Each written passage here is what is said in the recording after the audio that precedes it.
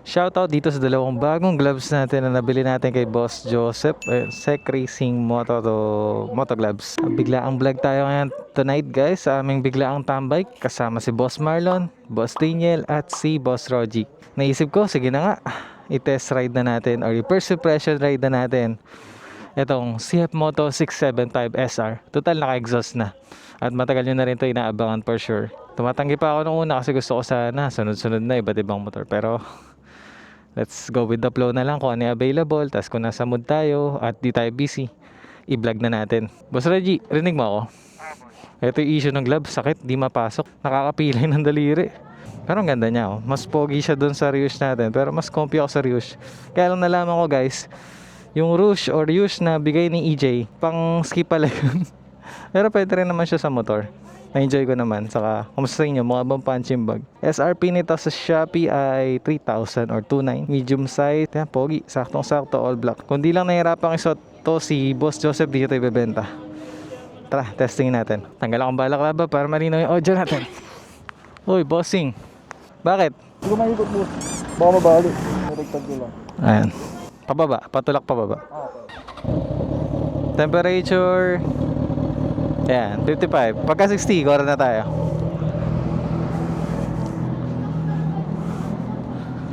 Sana okay din yung angle natin dito. I-adjust ko na lang. Boom! Grabe, bumabomba na. Sakto. Kaya lang di natin narinig si Boss Rogie sa intercom ngayon dahil naka-wireless mic tayo, no? Sayang boss, di kita masasama sa chika. Alright, tara.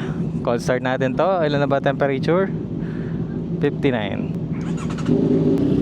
Alright, eto na. Unang upo, 510, 511 sa 675 SR. Boom! Ayos, tara. Ride natin to. Thanks sa shot, bossing. Sub-sub na sub-sub din talaga tong 675. Makangawit ako sa sub-sub na ito. Pero yung footpeg, relax ah.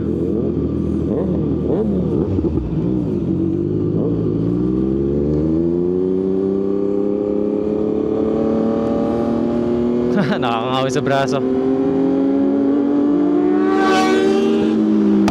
Grabe naman yun.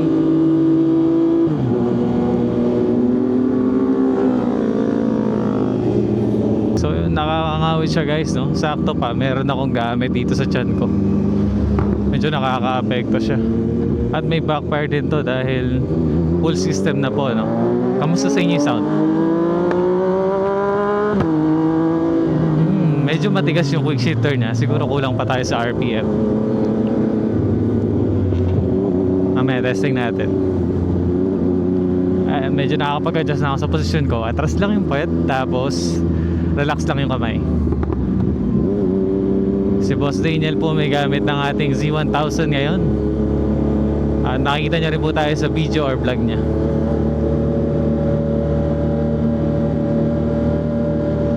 Nakakapanibago.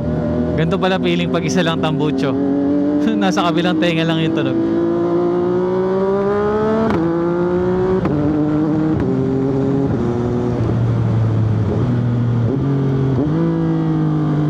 Grabe namang sound yun. Sarap.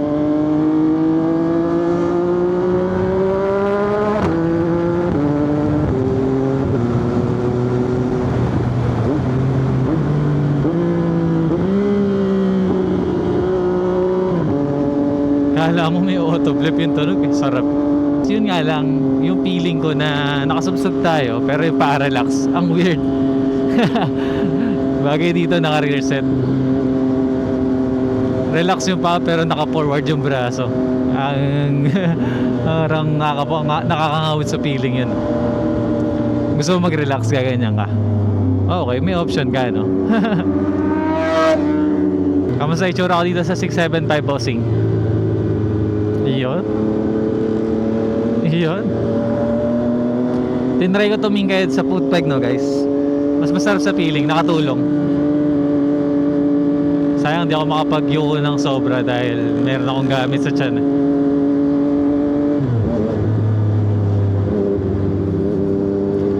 Sa power, syempre galing tayo Z1.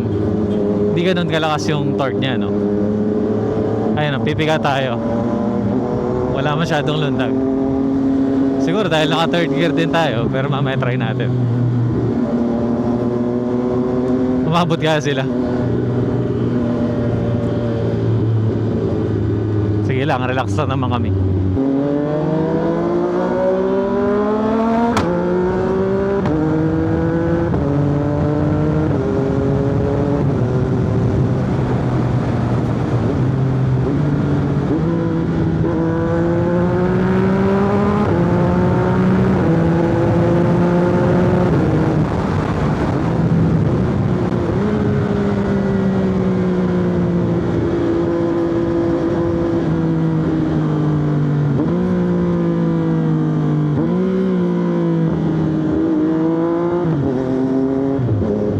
Grabe namang tunog yun.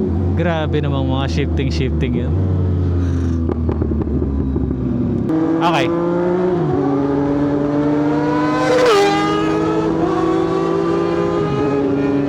Aray ko. Sarap. Kulang sa buwelo. Mamaya uli.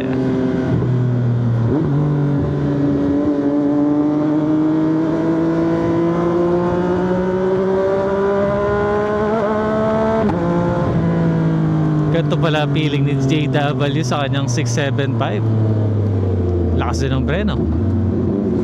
Okay yung preno sa harap. Sa likod, tingnan natin. Lakas din. So good braking. Handling. Yes, okay din. Speed. Smooth. Ba, hindi na sila sinunod to.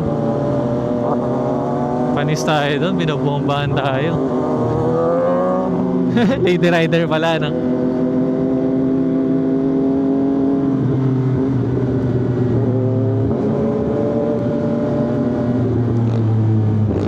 Ba.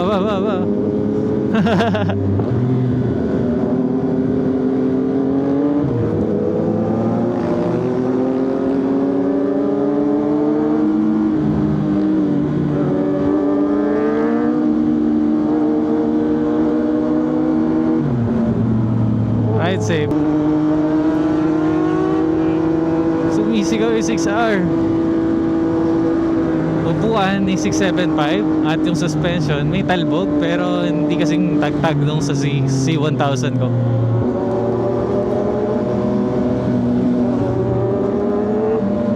Lambot ng CF sa clutch, sa throttle at yung maneuverability. Ayun, nahawi natin ang ganun. May doon, nandun yung power. Pagka kailangan natin um-overtake, okay. Nakakapanibago lang, no? Single exhaust na isang side mas maingay compared dun sa balance yung ingay na naririnig natin. Mukhang negative, baka may ginagawa.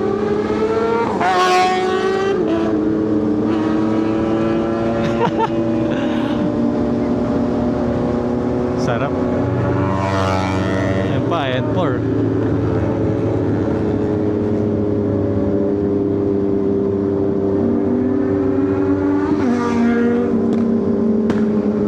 Ganun pala itsura ng Z1 ko.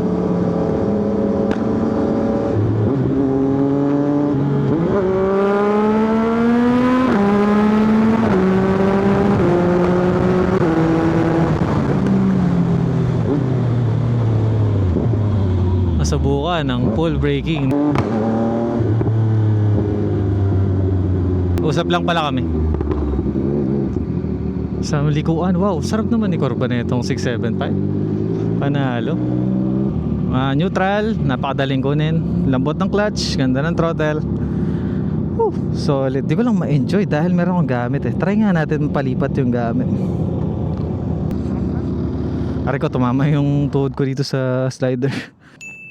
Ha? Namiss ko yung power ng 1000. Kamusta sa feeling? Makita yung motor mo? Gandang-ganda kanina sa likod pa lang. So dito tayo ngayon sa Cabana saglit. Ito yung kasama nating bike, Ninja 400. Yan, first dream bike ko yan bago magka big bike. ZX6R, siyempre yan ang pinaka super dream bike. Isa yan bago mag ZX10R at R1. Kasi inline 4 na, sports na, no? All in one na. May quick shifter na rin kahit pa paano.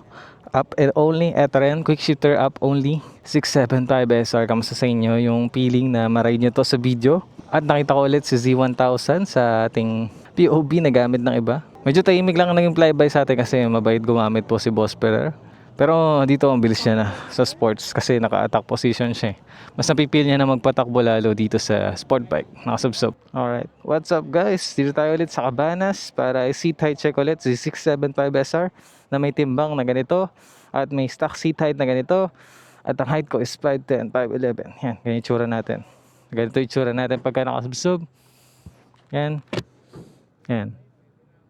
Tapos picture naman tayo for the thumbnail. Hanggang sa inyo na bossing, okay lang. Gaan sa peeling. Yun, makakayuko na finally. Inayos ko na yung mga gamit, nilagay ko na sa likod. Baon kasi natin yung isa kong gloves. Tapos nilagay ko lang sa gitna ng jacket, yung nilagay ko sa likod. Mapipil natin yung muko dito. Finally. Wow, sarap naman yung muko dito.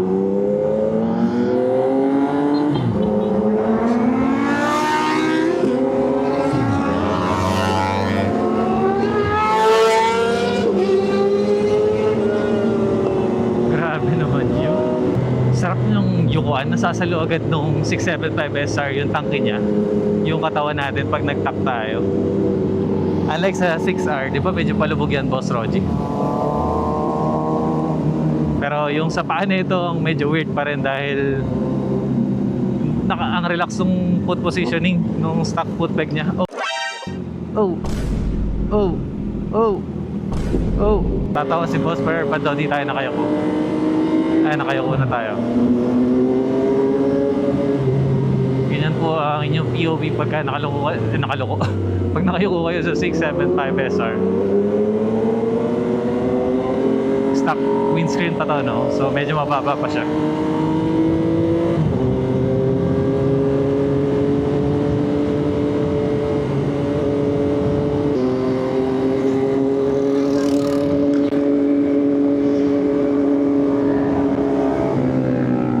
Teka mo yung tsura ko. Sige. Ang luwag na ng helmet ko sa akin. Hindi na pang yukuan. Aray ko. Diyos ang bomba, hiyaw. Kaya nga eh.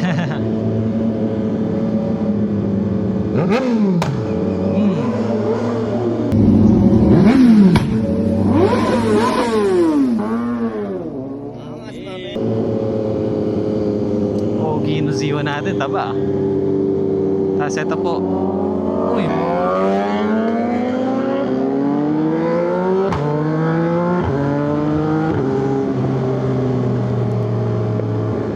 Parang 6R din yung feeling eh sa speed ah. Pero parang mas magaan to kay 6R. Sa feeling din. Power eh. Pero parang mas matorque to sa 6R. Sa top speed dun nagkakatalo. Parang sa top end 6R ang lamang pa rin. Second gear, overtake.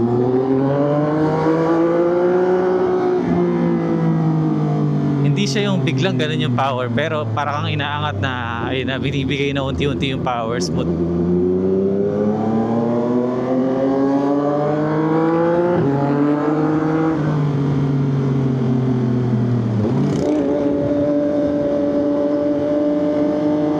Cornering, yes. Parang sa 6R, kailangan malalim talaga yung corner.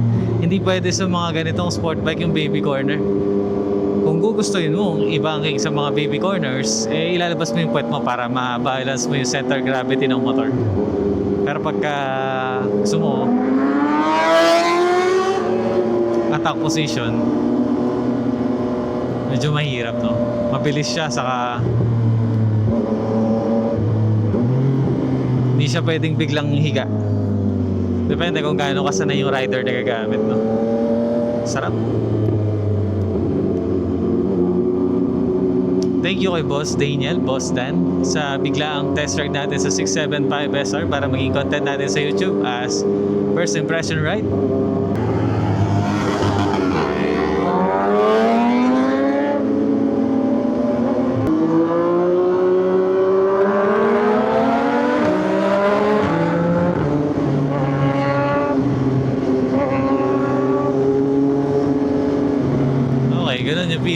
sa 6R. Di naman agad na iwanan, no?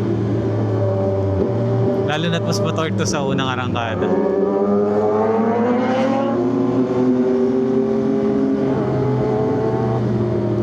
Okay, talbog, suspension, kamusta? Yung likod, siguro sa tire pressure na to ni Boss Per. Yung harap okay naman.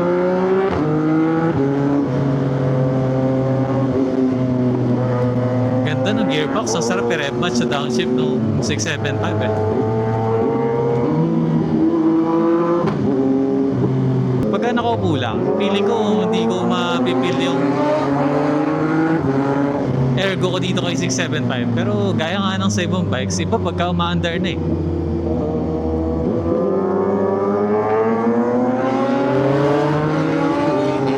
Yun lang. Naramdaman ko ulit yung napiga mo na yung throttle pero wala pa yung power. Unlike sa Z1 natin, syempre 1000cc yun. Pag piniga mo talagang angato na talagang sumisipat at kumakamot yung likod dahil walang traction. No?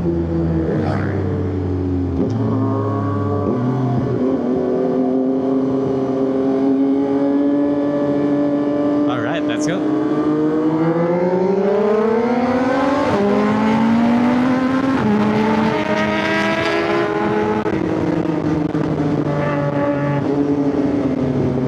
Ayos.